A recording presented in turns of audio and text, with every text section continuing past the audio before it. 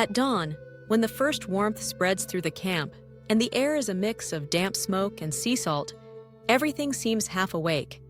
The campfires have turned to embers, and the fishing nets hang from the branches, beaded with dew as if they were pieces of fog caught among threads. Today we prepare to follow the route toward the low mountains, where the river spreads into pools and the sweet crabs hide among the stones. There is no rush, nor a wall calendar marking our days. We travel to the rhythm of the season and the memory of the elders, guided by signs that others might overlook. From my grandmother, I learned it is easier to read the forest as others read lines on invisible paper. My school has been the mud marked by wild boar tracks, the murmur of the wind among the mastic trees, the map of stars that changes orientation as we move from valley to valley. Here, every day is a new lesson, and knowledge is passed on through gestures, silences, and soft songs by the firelight. We do not sow the land. No one digs furrows or stores seeds in straight rows. When fire clears a clearing, sometimes tender shoots sprout the following year. But we do not return to tend them. We find them if fate leads us along that same path. The word property only carries the weight of what you carry on your back and what you can share without lacking. Our granaries are the coast in autumn, the oak groves with hard fruits that we soften with ash and patience, the reefs when the tide goes out. Hands learn to value the ephemeral, and perhaps that is why stories survive longer than things. I travel with Koa, who is 13 winters old and has a curiosity that entangles everything. He asks me why we don't plant, if so many times we see the seeds of the fruits we throw near the camp germinate. I tell him that our grandparents saw it too, and that there were those who tried to stay, to fence off a piece of the world to make it fixed. They say that soil was exhausted from asking the same thing so many times, that the water changed course, and that new mouths arrived to ask for a share. We prefer to follow the food when it decides to move. It may be superstition or prudence. It is, above all, a way not to forget to listen. Throughout the year, we cross paths with other bands in meeting places that need neither columns nor walls.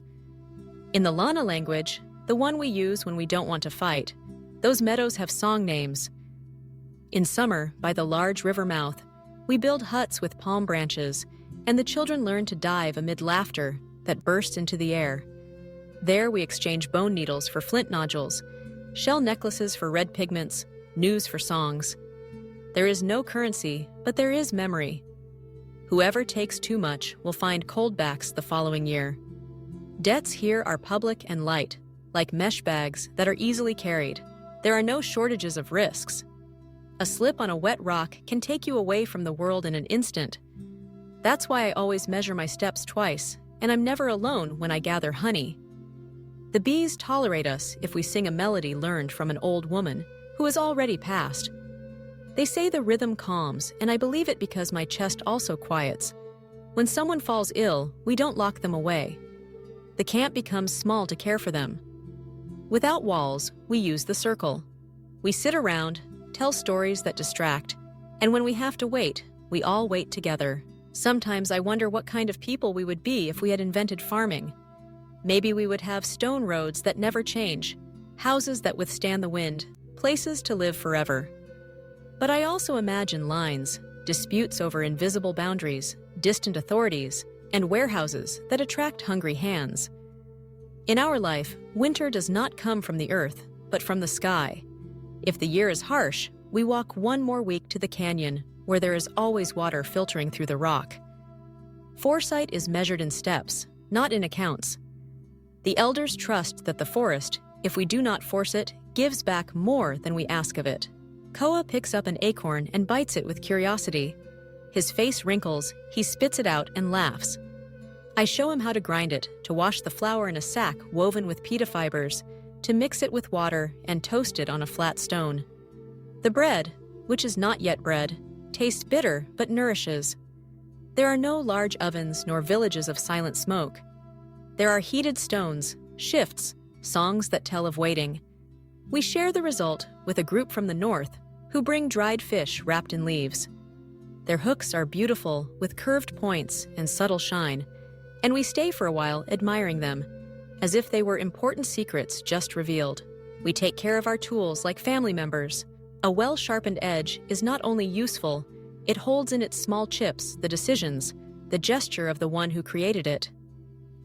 At night, under a new moon that reveals the river like a ribbon of shadows, I repair my knife by wedging the flint between my legs and carefully striking it.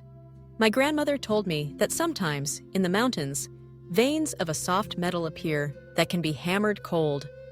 Whoever has seen that native copper wears it around their neck in thin sheets. We do not forge weapons on a large scale because we do not need to. Fighting is rarely worth it, and that metal, so rare, seems more fitting to remind us that the world holds surprises. Near me sleeps Runa, the old woman who sails better than any young person.